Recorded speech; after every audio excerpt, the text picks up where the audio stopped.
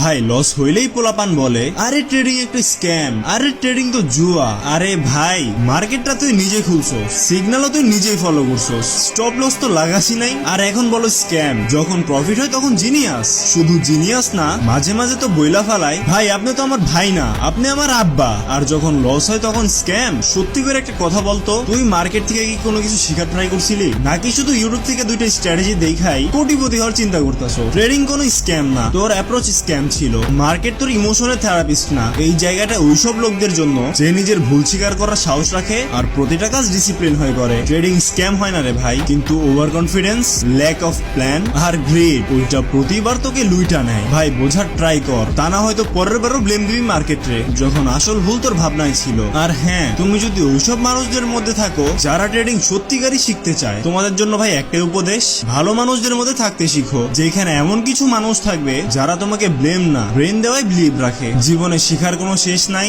আমি কিন্তু কন্টিনিউয়াসলি শিখতে আসি। যদি আমার সাথে শিখতে চাও তাহলে চেক করো আমার টিকটকের বায়ো।